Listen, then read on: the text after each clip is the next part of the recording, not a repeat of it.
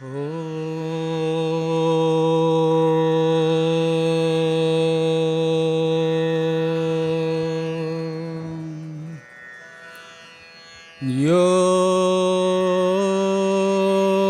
ब्रह्माणं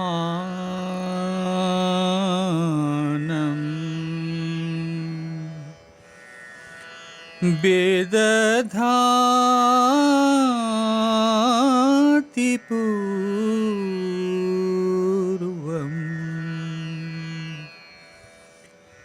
यो वै वेदांश्च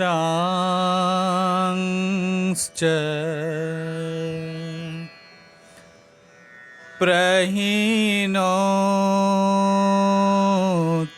तस्मै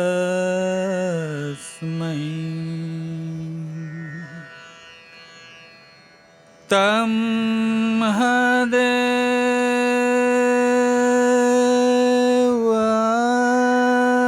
देवमात्मा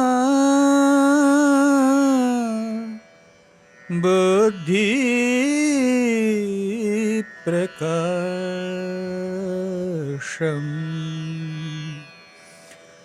मुमुक्षुर्वै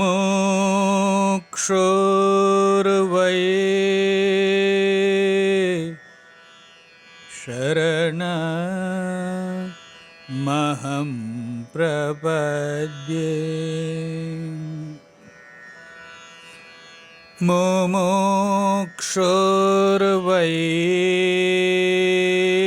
शरणमहं प्रपद्ये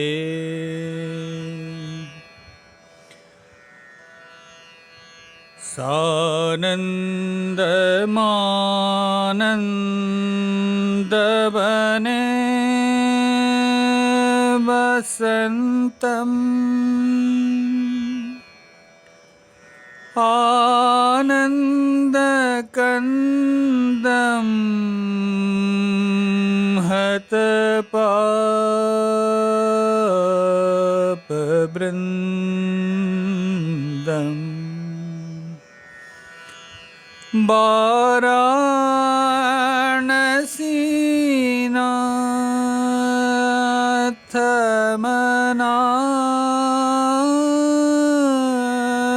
वाराणसीनाथमनाथनाथम्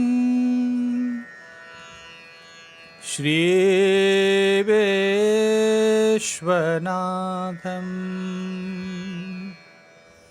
शरणं प्रपद्ये श्रीविश्वनाथं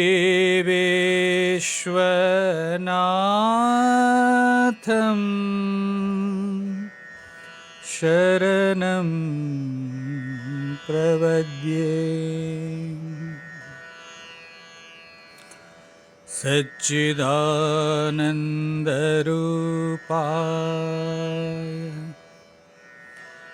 विश्वोत्पत्त्यादिहेतवे तापत्रय विनाशाय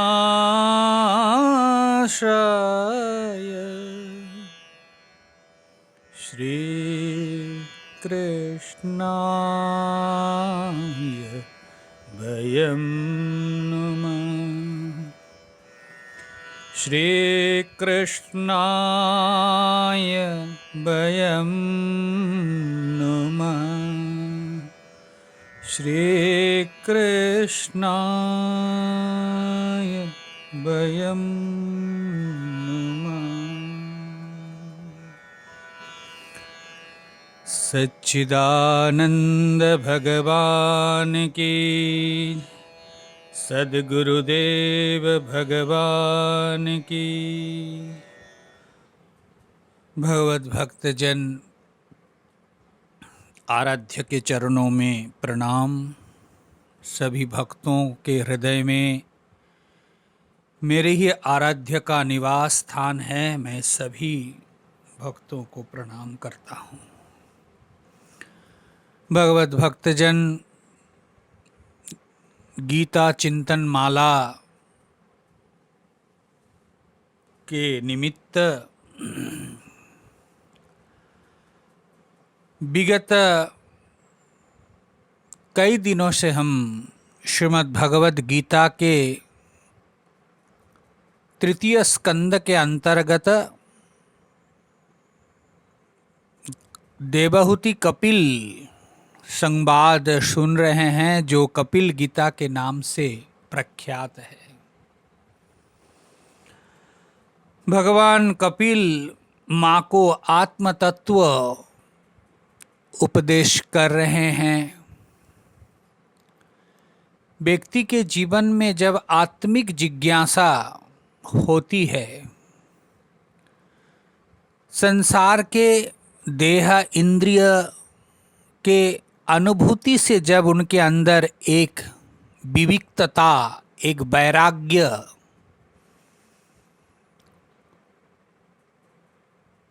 उत्पन्न होता है, आता है, तब उनके अंदर जो जिज्ञासा है वो वास्तव अर्थ में जिज्ञासा होती है। जानने के लिए क्यूरियोसिटी, कौतूहल इत्यादि जिज्ञासा वो जीवन के बदलाव के कारण नहीं बन पाता है। स्वानुभव के द्वारा जब साधक समझ लेते हैं वास्तविक अर्थ को, जिसमें वो रचे पचे हैं, तब उनके अंदर इससे हटने के बारे में कुछ जिज्ञासा, किससे अलग भी कुछ है।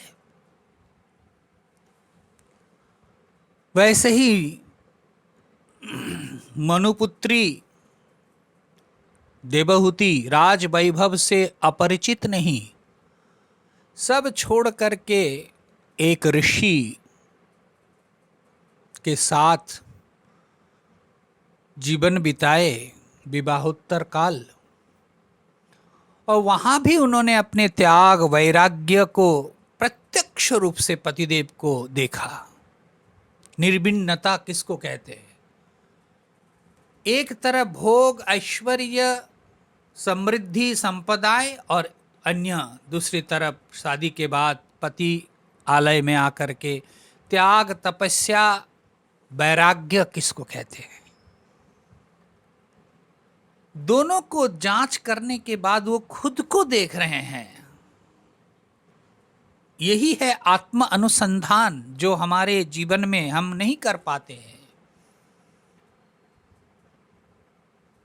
मन और बुद्धि के द्वारा ये दोनों को देख करके अपने आत्मचिंतन किया कि मैं अपने इंद्रियों को इतना कुछ दिया, परंतु इस वार्धक्य उपनीत होते होते भी इंद्रिय तो तृप्त नहीं हुए। क्या इस जीवन की यही कथा है, यही गाथा है, इंद्रियों को परितृप्त करके ही चले जाना? ना, मैं और घोरतर जगत में प्रवेश कर रही हूं, देवहूति विचार कर रही है। और फिर जा करके अपने पुत्र अपने गर्भ में धारण किए हैं भगवान को जा करके निवेदन करती है। भगवान उनके आत्मिक प्रश्न को सुन करके बड़े प्रसन्न हुए, मन ही मन विचार कर रहे, माँ तूने तो गर्भ में धारण किया, 9 महीना जन्म दिया, शरीर का जो सार तत्व दूध पिलाया, परंतु हे माँ आज मैं तुम्हें जीवन का सार तत्व जो है, जीवन को सफल बनाने का जो निहित मंत्र है, उसको मैं तुमको देता हूं। और ऐसे भाव से वो पुत्र और माँ के वार्ता, भगवत भक्तजन दोनों बैठ करके संसार कैसे चलेगा, क्या करना चाहिए, ये भी बात हो सकता है, होता ही है, परंतु पुराण दृष्टि, ऋषि दृष्टि को देखिए कि सृष्टि के उषा काल में वेद उपनिषद का सृजन हुआ, पुराणों का निर्माण हुआ, और पौराणिक दृष्टि देखो कि एक दाम्पत्य जीवन में ऋषि याज्ञवल्क्य मैत्री कात्यायनी की वार्ता को हम सुनते हैं।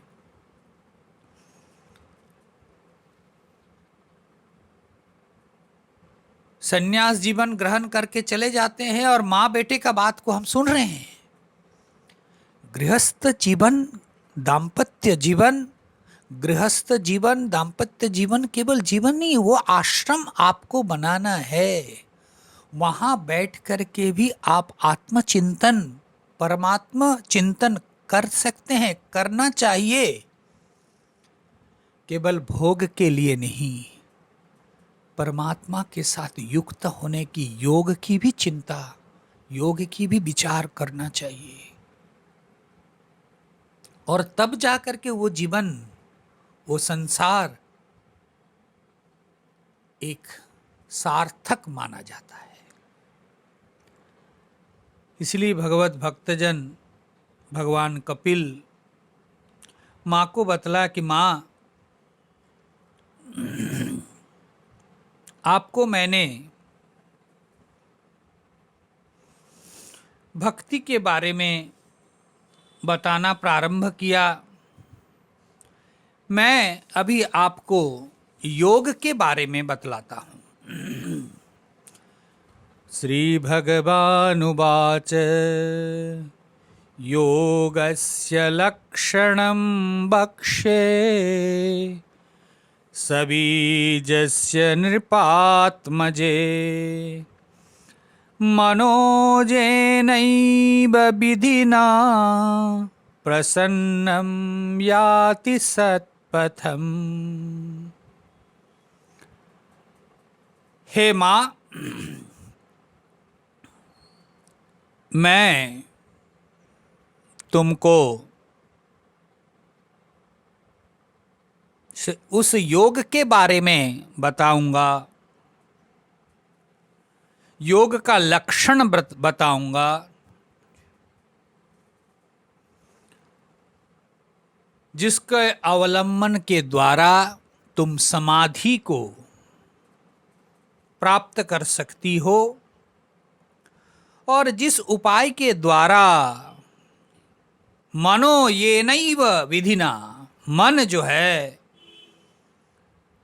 वृत्ति शून्य होकर के प्रसन्नता पूर्वक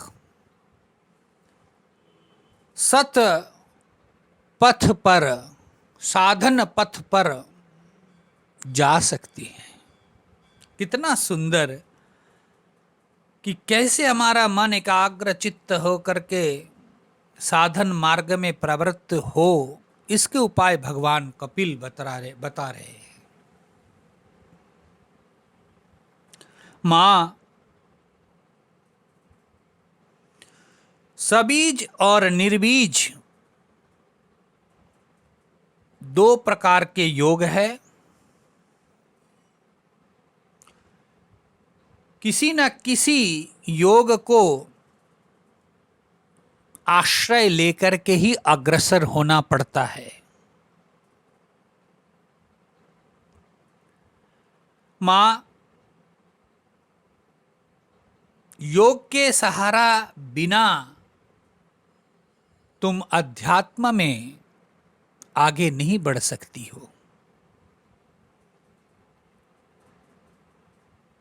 प्राणायाम, अष्टांग योग में यम, नियम, आसन, प्राणायाम, प्रत्याहार, धारणा, ध्यान, समाधि। प्राणायाम कितने पहले अभ्यास करना है।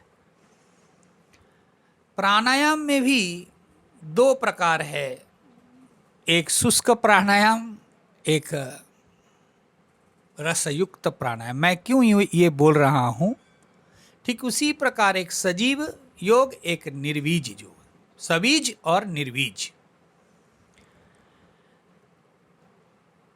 प्राणायाम में देखो, जैसे जो नॉर्मल हम लोग प्राणायाम का अभ्यास करते हैं, आप लोग करते हो, अनुलोम विलोम, कपालभाति, ये सब, ये तो है। और एक प्राणायाम है जो साधना के लिए पूरा कुंभक रेचक।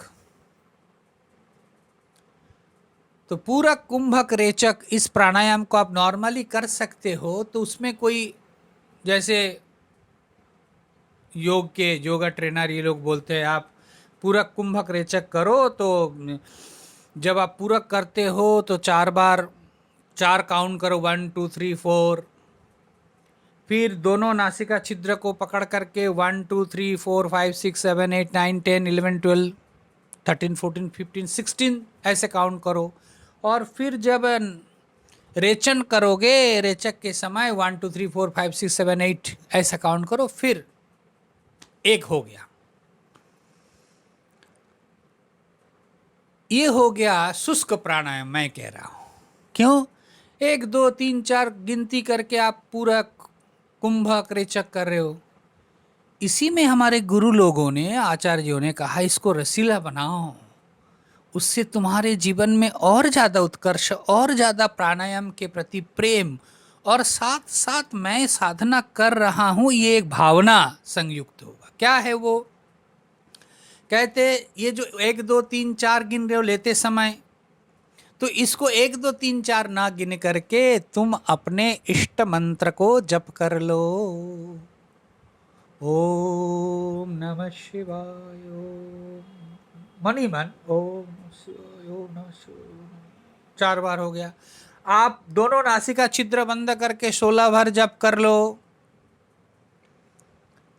फिर छोड़ते समय 8 बार, तो 4 16 8 ऐसा रेशियो होता है।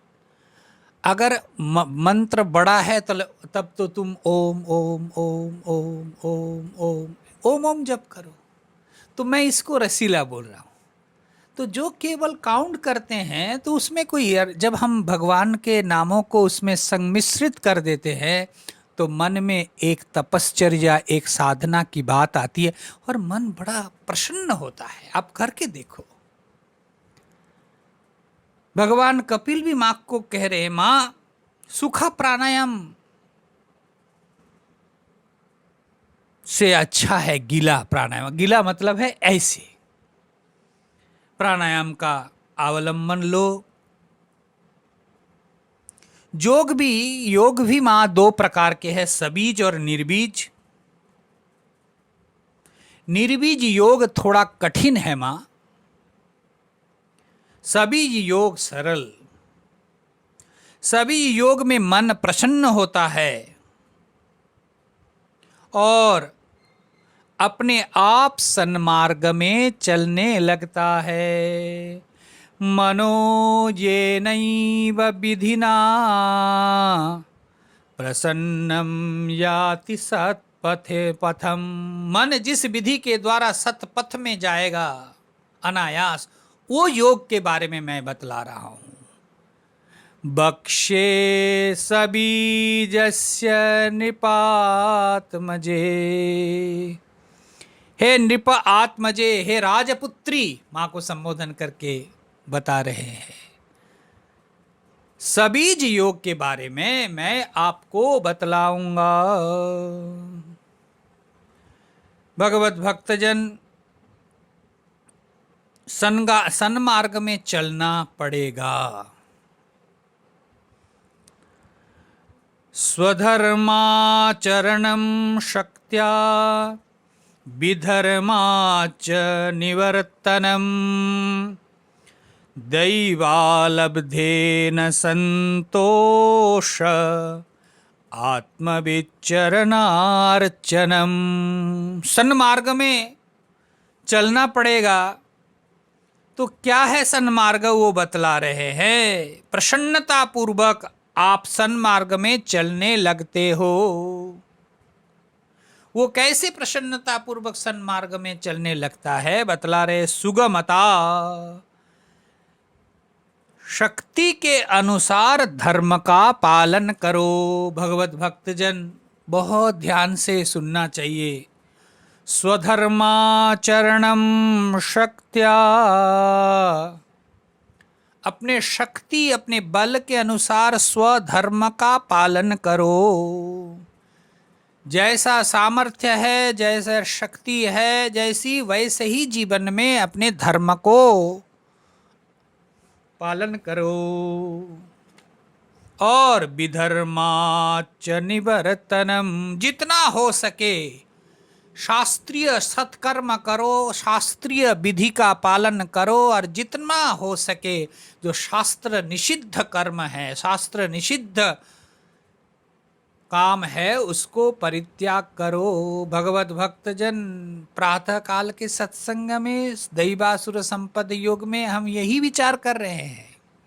आप लोग सुन रहे हैं कुछ लोग कि दैवासुर संपद विभाग योग, उसमें भी जो वर्जनीय है आसुरी वृत्ति उसको त्याग करो और दैवीय को प्रतिष्ठित करो। यहां भी देखो बतला रहे हैं विधर्माच निवर्तनम। ये तो इसको ध्यान में रखो, विधर्म को निकलना है, त्यज्य है, त्याग करना है।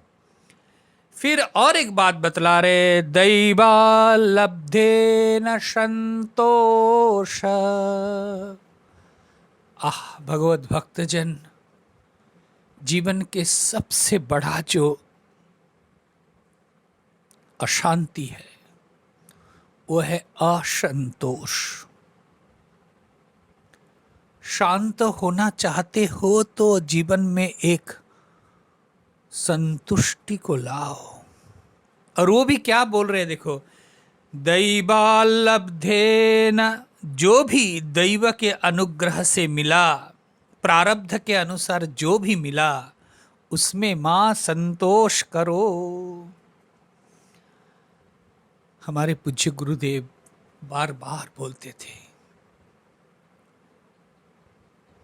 देखो शास्त्र के वचन को ध्यान में रखना, जदस्मदीयम नहीं तत्परेशाम। जो तुम्हारा है प्रारब्ध के अनुसार, जो तुम्हें मिलना है वो तुम्हारा ही होगा, तुम्हें ही मिलेगा। उसके लिए कोई अन्य और कुछ करने की जरूरत नहीं है। संतोष बहुत बड़ी चीज है नारायण। संतुष्टि अगर न हो तो भिखारी जैसा जिंदगी बन। इतना होते हुए भी हम जो दर दर भटक रहे हैं, दर दर ठोकर खा रहे, इसका एक मात्र कारण है असंतोष। असंतोष। विदुर के घर कुछ भी नहीं थे, विदुरानी बस,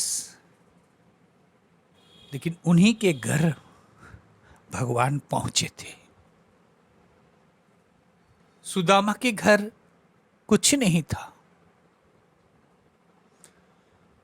मांगने के लिए पत्नी से प्रेरित होकर के सुदामा जाते हैं अपने राजमित्र भगवान के पास मिलने, परंतु कैसा एक विवेक, मांग नहीं पाए। और भगवान अंतर्जामी समझ करके सब कुछ भर देते हैं। कैसे एक संतोषी। इसीलिए जो भगवान मेरे लिए, मेरे को भेजे हैं, मेरे लिए इतने कुछ किए हैं, क्या वो मुझे बिना खाए पिए भूखे हमको ऐसे ही छोड़ देगा? कभी नहीं नारायण। विश्वास तो करो उनके प्रति। आज तक जो भी उन्होंने दिया, ऐसा तो नहीं हुआ कि बिना खाए पिए रात बिताना पड़ा, भूखे तड़पना पड़ा। हाँ, अगर कष्ट मिला है तो अपने जीव के, चटोरे जीव के कारण मिला। ये चाहिए, वो चाहिए, ऐसा चाहिए, स्वादिष्ट चाहिए, परंतु खून निवृत्ति के लिए कोई कसर नहीं छोड़ा परमात्मा।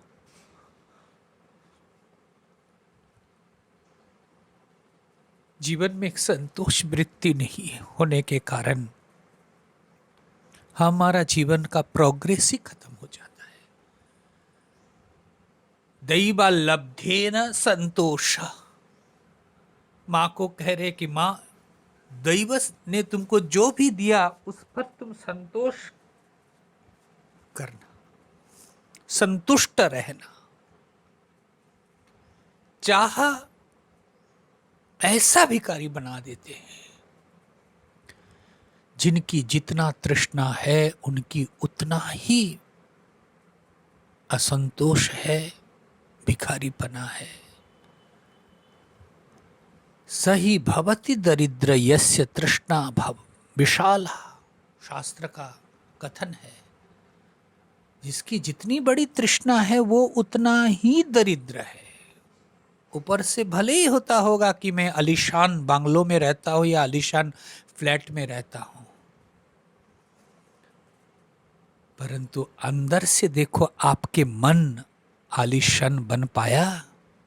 आपके मन आनंद से भरा? फिर कैसे आप कह सकते हैं? नहीं। इसीलिए मां को कह रहे दैवाल्लब्धे न संतोषः। मां, दैव से जो भी मिला उससे संतोष करना चाहिए साधक को। और फिर कहते आत्मविचरणार्चनम,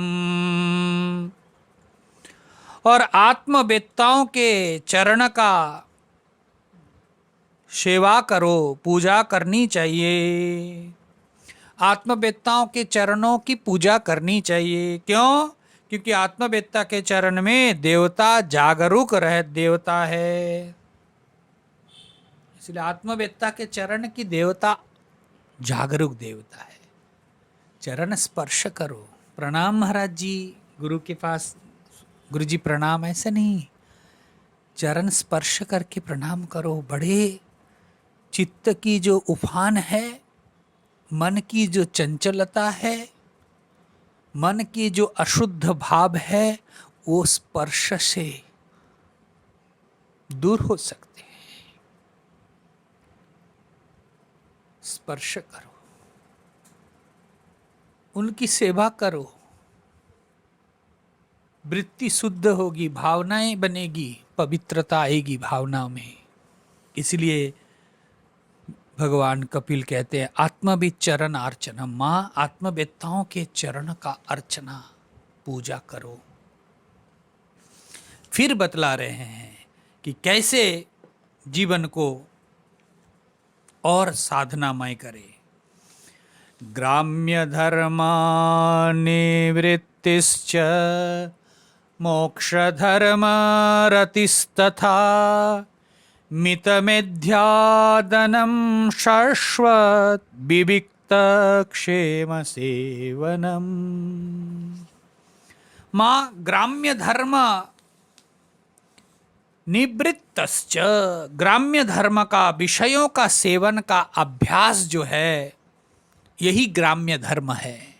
भोग के प्रति जो एक लालच है, यही ग्राम्य धर्म है। परस्पर के प्रति जो आकर्षण है, यही ग्राम्य धर्म है। कहते इस ग्राम्य धर्म का त्याग करो। ग्राम्य धर्म निवृत्तश्च।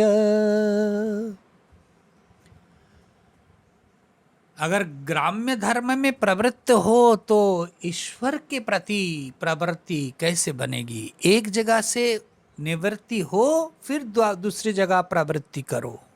तो इसलिए ग्राम्य धर्म, विषय भोग धर्म को, धर्म से खुद को निवृत्ति, मन को उठाओ। और फिर कहते मोक्ष धर्म रतिस्तथा। अगर तुम ग्राम्य धर्म से हम निवृत्त होते हैं, तभी मोक्ष धर्म में रति होगी। ये भी चले वो भी हो, ऐसा नहीं। इसको छोड़ो उसको, और हाँ, छोड़ो मतलब कि एकदम नहीं। जितना शरीर को रखना है, शरीर के लिए जितना जरूरत है, मन के लिए जितना जरूरत है, व्यवहार में व्यवहार के लिए जितना, उतना जरूर करो। परंतु व्यवहारी खुद जीवन में व्यवहार हावी ना हो जाए, परमार्थ छूट ना जाए। हमारा तो ऐसे ही होता है, व्यवहार के कारण हमारा परमार्थ छूट जाए, सत्संग छूट जाए, भजन छूट जाए, साधना छूट जाए, कोई बात नहीं, व्यवहार पक्का होना चाहिए। अरे नारायण, ये व्यवहार को कर करके कितने लोग चले गए, लेकिन आज तक कोई व्यवहार से सुखी नहीं बन पाया। आप कितना भी कोशिश करो, कोई ना कोई खोट, कोई ना कोई खराबी, कोई ना कोई दोष आपके ऊपर आ ही जाएगा। तूने ये नहीं किया, तूने वो नहीं किया, कोई छोड़ता नहीं महाराज। तो किस व्यवहार को आप प्रायोरिटी दे रहे हो और किस को आप छोड़ रहे हो? संसार में जिसके प्रति आप कर्तव्य समझकर कर रहे हैं कि मेरा फर्ज है, मेरा कर्तव्य है, ओके, परंतु आपका और भी कोई कर्तव्य नहीं है? जिन्होंने ये प्राण दिया, जिन्होंने ये शरीर दिया, जिन्होंने ये शरीर को बनाया, जिन्होंने आज तक आंख, कान, नाक सब कुछ ठीक ढंग से दे करके तत्त विषयों को ये शब्द, स्पर्श, रूप, रस, गंध के द्वारा उसको आपूर्ति कर रहे, क्या ये आपकी ड्यूटी नहीं है? ये आपके परम कर्तव्यता में नहीं आती? इसलिए व्यवहार को ठीक रखना। अरे व्यवहार को ठीक रख करके क्या करोगे? व्यवहार व्यवहार तक रहेगा और परमार्थ को सुधारोगे तो जीवन के बाद, मृत्यु के बाद ही वो काम आएगा। इसलिए मां को साफ साफ बता रहे, ग्राम्य धर्म निवृत्तिश्च मोक्ष धर्म रतिस्तथा। मोक्ष धर्म में रति हो, प्रीति हो, ध्यान देना चाहिए। फिर जीवन को बतला रहे, मित मिथ्यादनम शाश्वत। देखो मां, भोजन के संबंध में दो बात को ध्यान जरूर रखना, हमें भी रखना चाहिए। एक तो है कि भाई मात्रा पर ध्यान देना, अमर्यादित होना नहीं चाहिए। मर्यादित हो, अमात्र भोजन करोगे तो बीमार पड़ोगे। अमात्र केवल तो महाराज ब्रह्म है।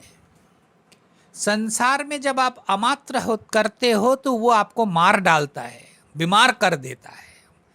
मर्यादित भोजन करो, इसलिए कहते हैं मित, स्वल्प, मित, मेध्य। दूसरी बात है कि भाई भोजन ऐसा होनी चाहिए, भोजन में यह होनी चाहिए कि मेध्य हो। मेध्य मतलब है यज्ञीय भोजन हो, प्रसाद ग्रहण करो।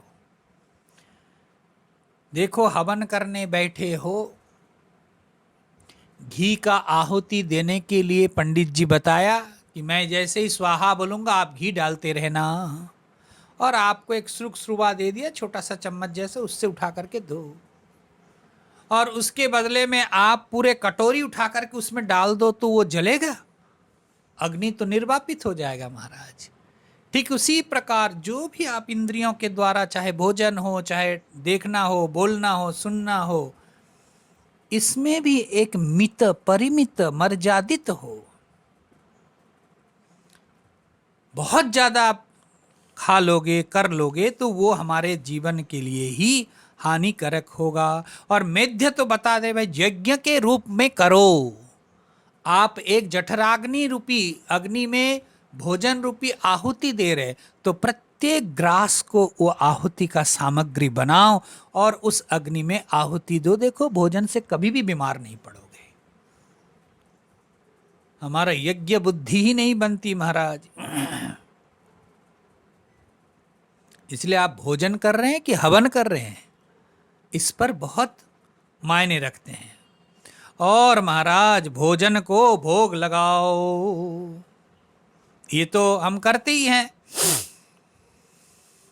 जो भी आप कर रहे हो तो वो हवन करने के लिए जो बैठे हैं उसको पहले भगवान को अर्पण करो। और देखना पड़ेगा कि जिस भोजन करने के लिए हम बैठे उसका भोग लग सकता है कि नहीं, शुद्धता अशुद्धता। इसलिए मुझे बहुत अच्छा लगता है, वैष्णवों के घर में जाओ तो उनके भोजन में जरूर तुलसी पत्र ये रख, बहुत अच्छा लगता है। किसी भक्त के यहाँ गए भोजन करने तो तुलसी पत्र, ये जल रखा है, ग्लास रखा, टेबल में ही, डाइनिंग टेबल में बैठने की व्यवस्था है, परंतु पहले थाली उली साफ करके रखा है, ढक्कन दे करके, ग्लास में पानी भर के रखा है, कटोरी दे करके ढक कर रखा है। तो पानी को, कटोरी खोल करके दिया तो देखे कि पानी में छोटा सा एक तुलसी पत्र रखा है। आप बताओ, उसको देख करके ही प्रसाद जैसा लगा कि आह, चरणामृत जैसा लगा। तो देखो मन की वृत्ति भाव बदल रहे कि नहीं। और फिर उन्होंने किचन से थाली को सजा करके आकर के दे रहे हैं।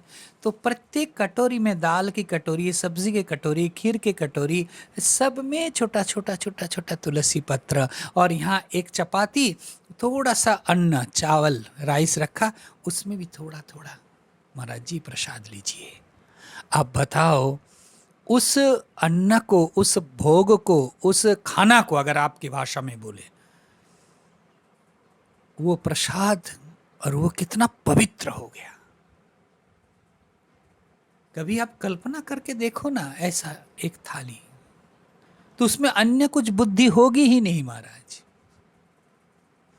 तो भोग निवेदन कर सकते हो कि नहीं, ऐसा भोजन करो, शुद्ध भोजन होना चाहिए, पवित्र भोजन होना चाहिए। तुलसी दल डालते हुए इसको करो, प्रसाद बन जाए। अगर कहते हो कि जो मैं खाता हूं वो तुलसी डालने लायक नहीं होता है, न खाओ, जीवा के लिए नहीं। अगर आपके मन में ऐसा आशंका है कि ये प्रसाद, ये भोग जो मैं खाना लेकर बैठा हूं, ये इसमें तुलसी पत्र नहीं दिया जा सकता है, तो उसको त्याग दो नारायण। मरोगे नहीं, जियोगे और सात्विकता के साथ जियोगे। हम तो जीव के कारण, जीवा के कारण कष्ट पाते हैं। मुझे याद है, देखो वृत्ति कैसी खराब होती है। हरिद्वार में हमारे आश्रम के प्रतिष्ठा उत्सव के उपलक्ष्य में एक साधना शिविर का आयोजन किया गया था पिछले साल, पिछले नहीं, उसके पहले 2 साल पहले। सब लोग मेडिटेशन के लिए हम लोग गंगा जी जाते थे, प्रातः काल उठ करके सब लोग जाते थे। शाम को आश्रम में सत्संग, अब दिन भर की एक दिनचर्या, जो लोग, आप लोग भी कुछ लोग गए थे उनको पता होगा। तो सुबह जाते थे, शांत परिवेश, सामने माँ गंगा बह रही है, कल कल कल कल रव से, उस पार झाड़ी है, जंगल है, कभी हिरन, कभी छोटी मोटी कुछ दिखता है।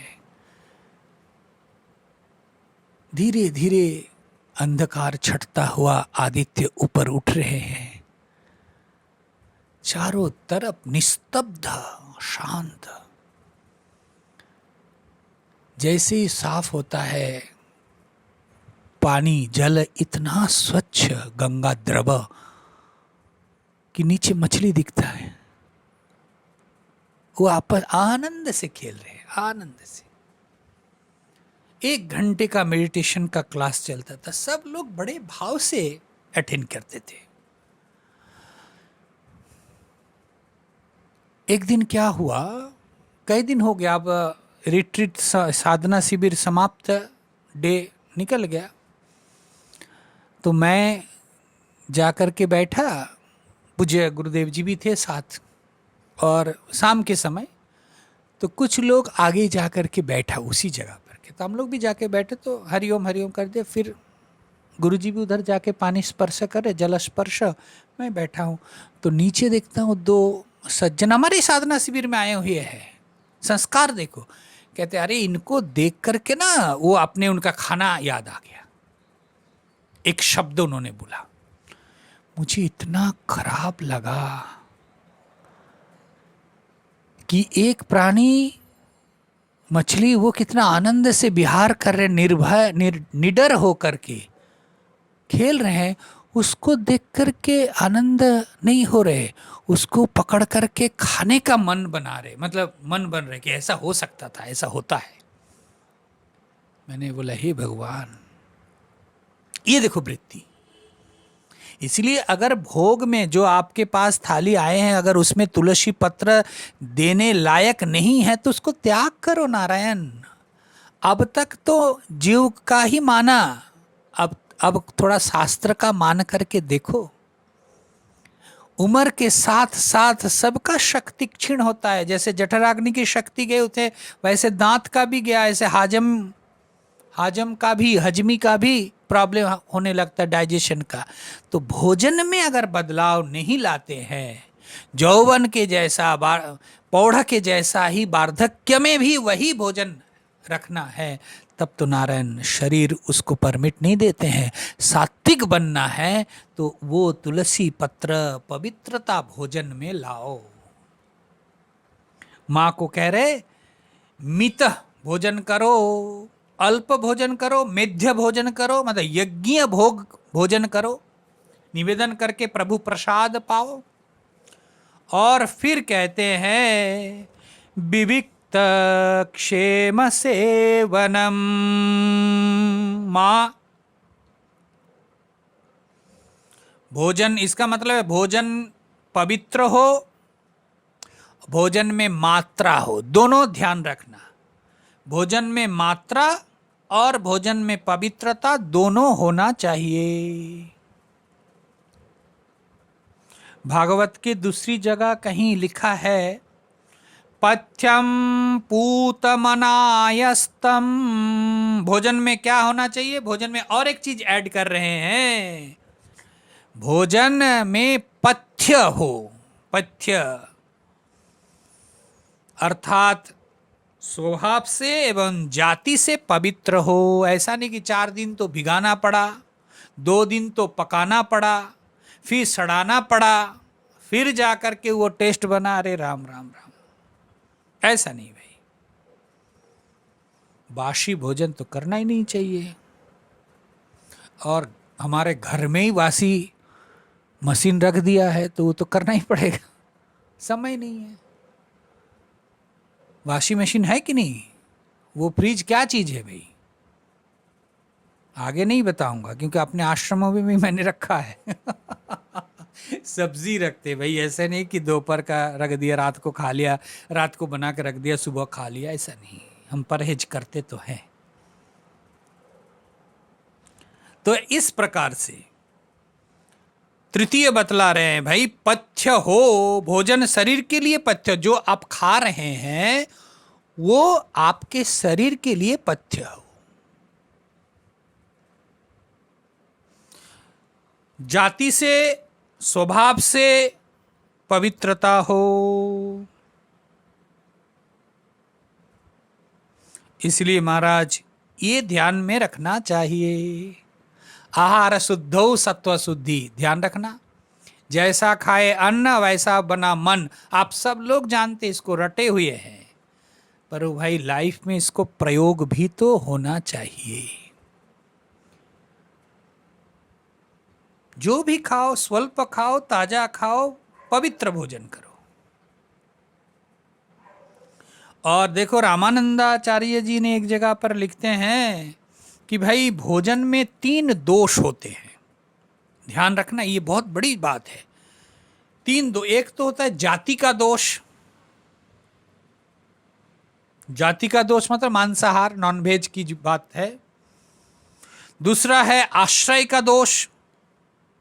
जिस आश्रय में अर्थात जिस थाली में अथवा जिस पात्र में आपने रखा उसमें भी कुछ दोष है, इसलिए उसको भी बड़ा साफ करके रखो। और महाराज तीसरा दोष बोल रहे अशुद्ध। उसमें अशुद्ध कुछ मिलाना नहीं चाहिए। भोजन तो आपने बहुत बढ़िया बनाया, पर तो ऐसा जो चीज मिला दी है वो अशुद्ध है, ऐसा मिलना। ये 3 दोष बतलाया। एक तो है जाति का दोष,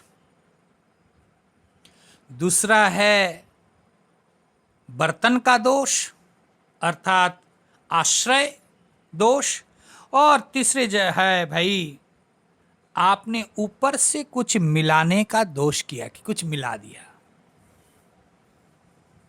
ऐसा नहीं, अशुद्ध चीज को मिलाना नहीं। और चौथा मैं जोड़ देता हूं, ईमानदारी का कमाई होनी चाहिए। ईमानदारी की कमाई होनी चाहिए भाई। रामानंदाचार्य 3 बतलाया और एक ऐड कर लो कि भाई ईमानदारी का पैसा हो।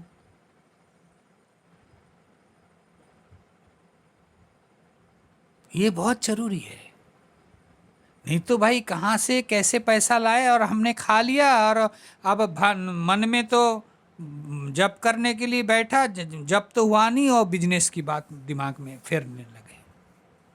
किसी को ठगा करके लूट करके लाया, बैठा जप करने, वो बैठा तो भगवान में मन नहीं, मन चला गया और लूटने की प्रबंधन में, तरकीब में। ऐसा इसलिए ये बहुत जरूरी है दैनंदिन जीवन में। भाई जप करोगे तब करोगे, सत्संग करोगे, पहले अपने जीवन को अपने पवित्र बनाओ। छोटी छोटी बातें इसको ध्यान में रखो। यही हमारे जीवन में कैसे बिल्डअप करते हैं श्रद्धा को, विश्वास को, आध्यात्मिक मूल्य को कैसे वो बढ़ाते हैं।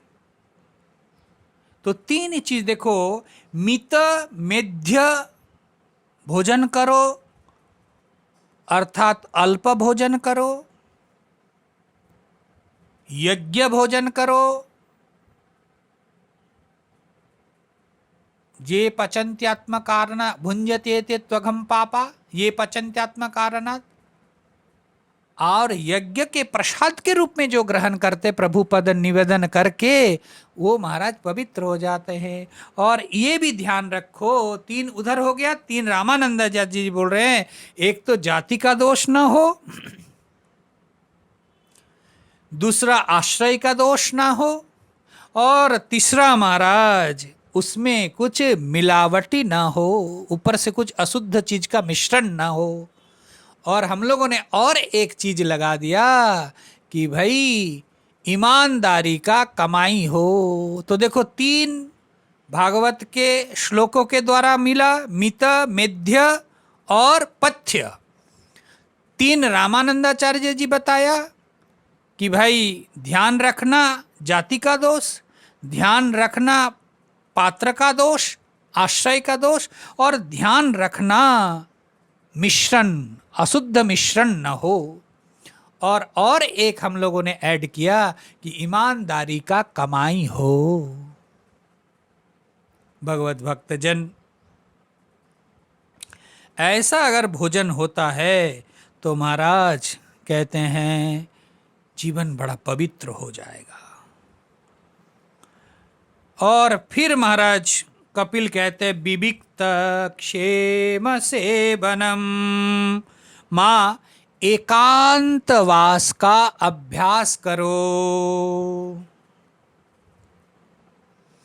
हमेशा एकांत में रहो, हमेशा पवित्र स्थान, जहां सो रहे हो थोड़ा पवित्र। ऐसा नहीं कि दिन रात ही को तो बिताना है, जाने दो कैसा भी, ना ना ना ना ना।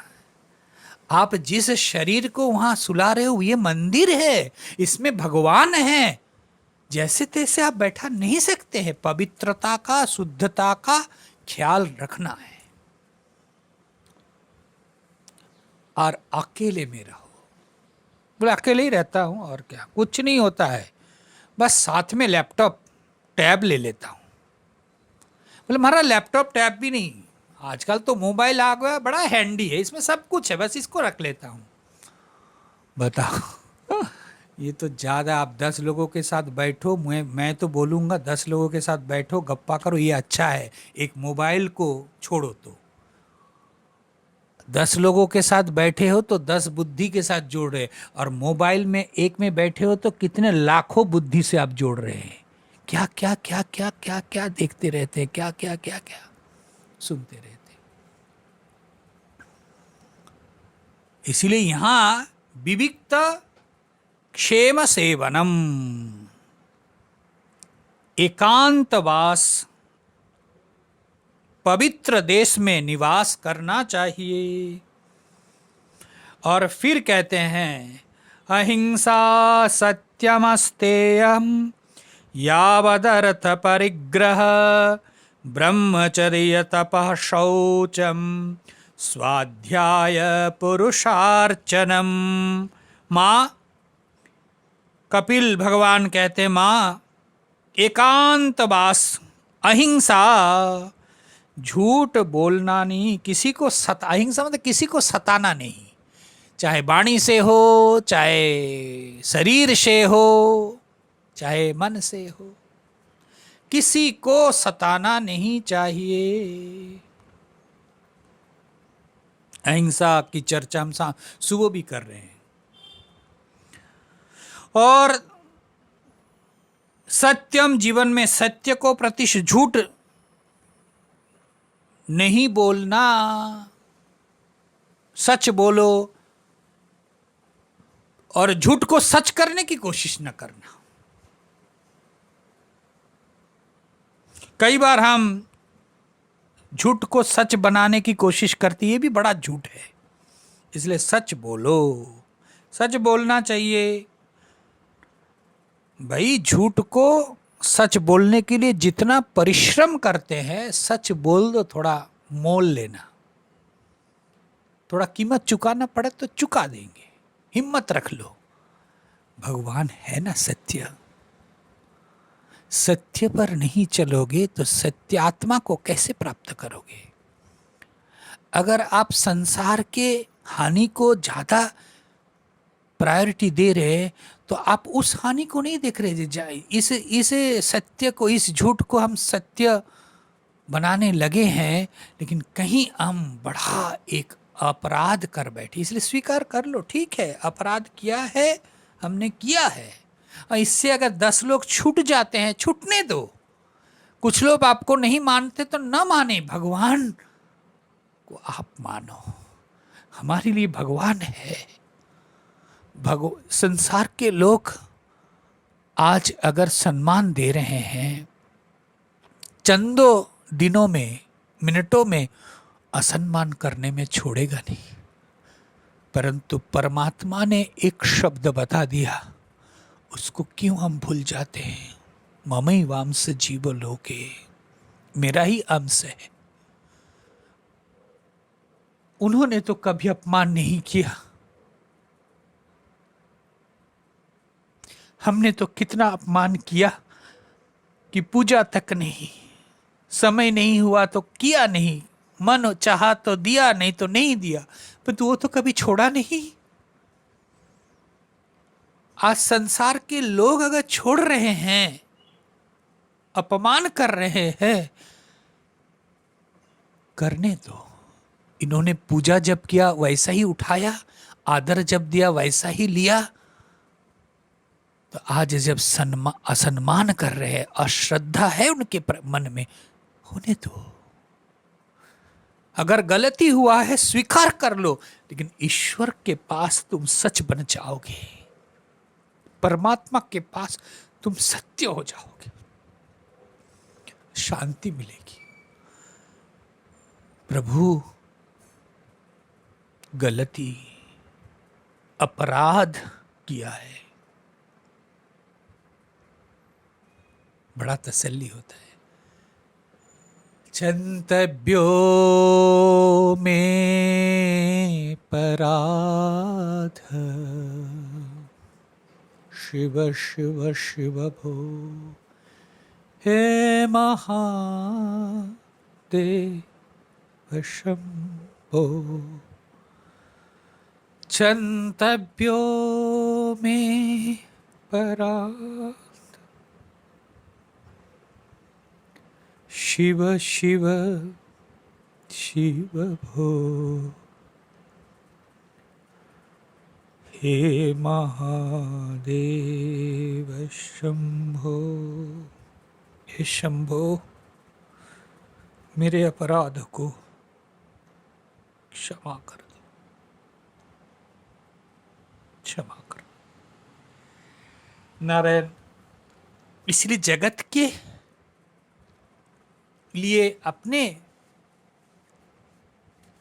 सत्य को, झूठ को सत्य बनाने की कोशिश न करो। जीवन में बड़ा शांति, बड़ा ही पवित्रता, थोड़ा मोल चुकाना पड़े उसके लिए हिम्मत जुटाना है कि ठीक है, लेकिन मैंने सच को कबूला। सच के लिए हो सकता है कष्ट उठाना पड़े, परंतु भगवान हमारे साथ है, इसको ध्यान में रखना है।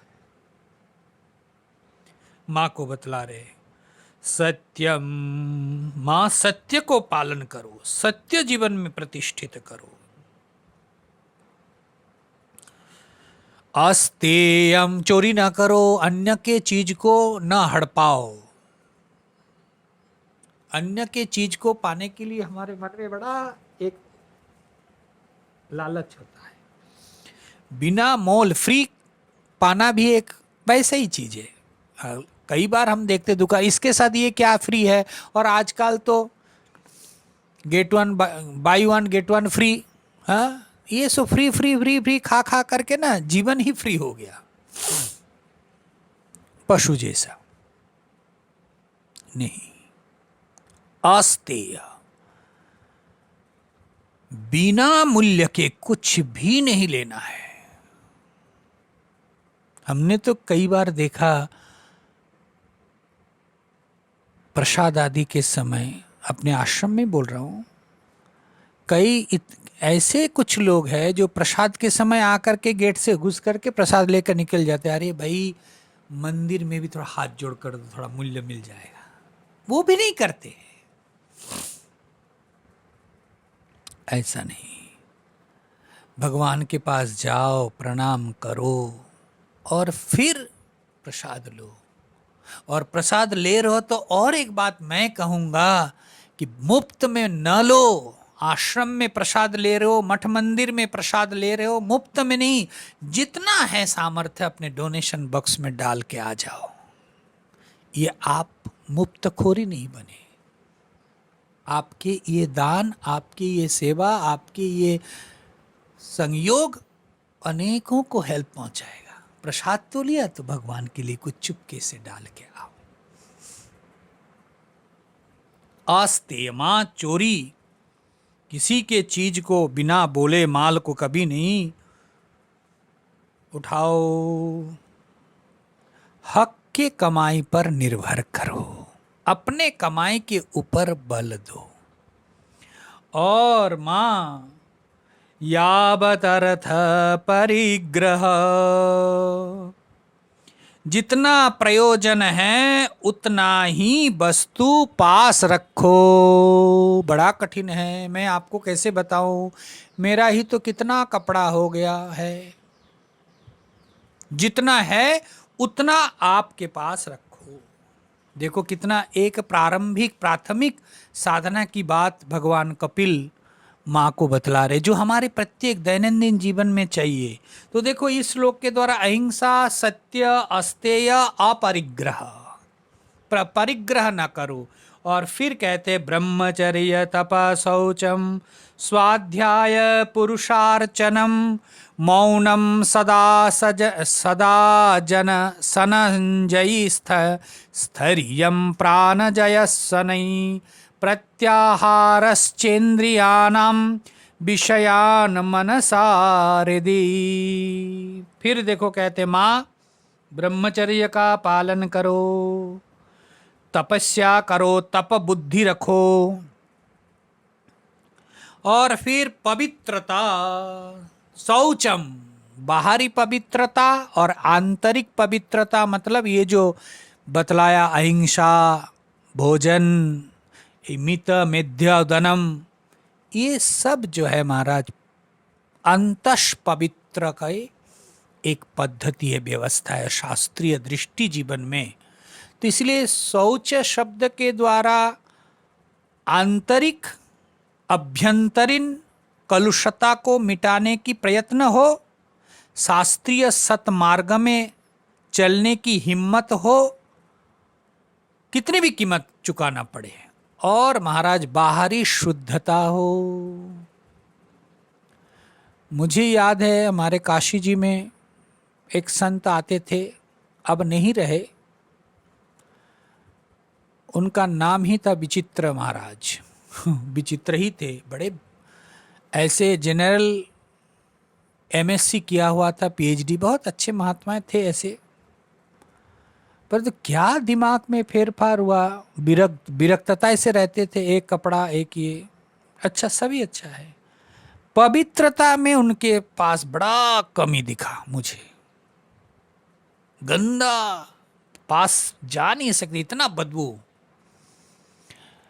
मैंने बोला महाराज जी इसको, बोले धो करके क्या करूंगा, क्यों धोना है, अरे महात्मा को ऐसे ही रहना चाहिए, बड़ा उसी में उनका गर्व हो रहे, उसी में उनकी विरक्तता, ऐसे ही साधुता है। मेरे आश्रम में आए, बहुत प्राचीन पुरानी कथा है, आश्रम में आए तो मैंने, मेरे को एक कपड़ा देना, तो मेरा कपड़ा फट गया। हमने बहुत बढ़िया, हमने, मेरे को मन में था, डर लगता था क्या बोल दे, इसीलिए तो जब उन्होंने मांगा तो उन्हें कपड़ा दिया, सुंदर कपड़ा निकाल करके दिया। तो निकाल, अच्छा अच्छा रखो वहाँ रख दो, तो रख दिया। दोपहर को खा पी करके विश्राम का तो देखा कि वो कपड़ा भिगा करके सारा बाहर पोंछ रहे, पूरा गेट के बाहर हुआ, एकदम काला करके ले आकर के वो, हमने ये क्या किया आपने, बोले तुमने जो कपड़ा दिया। हम यार ऐसे कैसे, ये आपने क्या, बोला अरे नया थोड़ी पहनना चाहिए, ऐसे ही तो पहनना चाहिए। मैंने उनको और कुछ बोला नहीं, मैं भगवान को प्रणाम किया कि शायद यही साधुता है, हम शायद नहीं बन पाए। तो ऐसा भी नहीं भाई, जब शास्त्र का निर्णय कि साफ पहनो, फटा पहनो, पुराना पहनो, साफ पहनो, गंदा मैला जो अपने को ही अपवित्र लगे, देखो ना, बिना स्नान किए हुए आप मंदिर में जाके बैठो और स्नान करके मंदिर में जाके बैठो, दोनों में अंतरता है कि नहीं, तारतम्य है कि नहीं, मन की स्थिति में अप डाउन मालूम पड़ता है कि नहीं। तो यही बात है, इसलिए यहाँ देखो कितना शब्द बतला रहे, शौचम, और नित्य प्रतिदिन स्वाध्याय करो, सुबह सुबह उठ करके स्वाध्याय करो, करते ही हैं आप लोग, सब लोग स्वाध्याय करते हैं, आप लोग बड़े स्वाध्यायी है। Times of India, Navbharat times, Dainik Jagran, Hindustan times, और क्या क्या टाइम्स है, देख लेते हैं। मैं अपनी बात कह रहा हूँ, मैं आप लोगों की निंदक नहीं हूँ। कई लोगों को आदत है सुबह उठ करके बेलकनी में जाके एक पेपर हो तो बड़ा खुश हो जाते। मेरा भी पहले ऐसे था कि उठ करके पानी पी के टेबल में पेपर देख, पहले बनारस में जब स्टडी करते थे, पेपर को कुछ नहीं है, मैंने ऐसे नहीं देख लिया, बड़ा हाँ पेपर देखा, और वो मैं देखा, उसके बाद स्नान किया, अब जब करने बैठे हैं कोई खबर जो दिमाग में घुसा ना, वो मैं कमज़ोर हूँ, मैं उसको वहीं तक नहीं स्टॉप कर सकता था। मैंने देखा, विचार किया, मेरे दिमाग में वो बात और वही बात घूमता है, जब कर रहा हूँ भगवान के नाम, लेकिन वही बात दिमाग में घुस गया, इसलिए मैं पेपर नहीं देखता हूँ। पहले हमने बोला कम से कम जो भी हो नया कुछ दो मत, जितना है भाई वो तुम। कई लोग बड़े सजग होते हैं, पेपर देखते हैं फिर बाद में पूजा करते हैं, वो हमारे से उच्चाधिकार, वो शायद पेपर देख करके पेपर में ही रख देते हैं, और मैं तो पेपर देख करके अंदर ले लेता हूँ, इसलिए हमारे लिए कठिन हो जाता है। तो ये भी बहुत बड़ी बात है, ध्यान रखना। स्वाध्याय, स्वाध्याय शास्त्र का चिंतन हो, और फिर कहते हैं पुरुषार्चनम, महाराज देवता अर्चन हो, भगवत पूजन हो। ये देखो इतना दैनंदिन जीवन में जरूर पालन करो। मौन सदासन जय, मौन का पालन हो, मौन एकदम वाक् संयम। और देखो सदासन जय, आसन पर जय प्राप्त करो, ऐसे स्थिर हो करके धैर्य के साथ बैठो कि आप घंटों भर बैठ सकते हो। ऐसे नहीं कि कभी तो यूं, कभी तो ऊं, कभी तो ऐसा नहीं भाई, एक, और वो अभ्यास के द्वारा होता है। आप कहोगे कि नहीं होता है, गलत बात है। अभ्यास अगर करते हैं, मन अगर स्थिर कर सकते हैं तो होता है। और फिर प्राण, प्राण जय शनै शनै, फिर प्राणायाम का अभ्यास करके प्राण पर जय कर लो धीरे धीरे। प्रत्याहारश्चेन्द्रियाणाम विषयान मनसारिदी, माँ इंद्रियों का प्रत्याहार करो, जहाँ जहाँ इंद्रिय भाग रही है, जा रही है, वहाँ से उठाकर लाओ, भगवान के चरणों में डालो, भगवान की लीलाओं का ध्यान करो। माँ प्रत्याहारश्च इंद्रियानम विषयान मनसारिदी, चित्त से, विषयों से चित्त को हटाओ और मन को, चित्त को प्रभु पद में अर्पण करो। ये अभ्यास योग है, ये प्रत्याहार का फल है। इसी प्रकार से मन को अपने वश में कर सकते हैं। बहुत सुंदर प्रसंग चल रहा है। समय को देखते हुए नारायण आज यहीं हम अर्पण करते अपने वाक्य पुष्पांजलि भगवान के चरण अरविंद में। आगे के चिंतन मैं कल करूंगा। हरिओम तत्सत, हरिओम तत्सत, हरिओम तत्सत। भगवान के चरणों में प्रार्थना है प्रभु तुम्हारे इस वाणी को हृदय में धारण कर सकूं और जीवन में एक उत्साह, एक उद्दीपना हो कि तुम्हारे उपदेश को पालन कर सकूं। हरिओम, हरिओम। सच्चिदानंद भगवान की जय।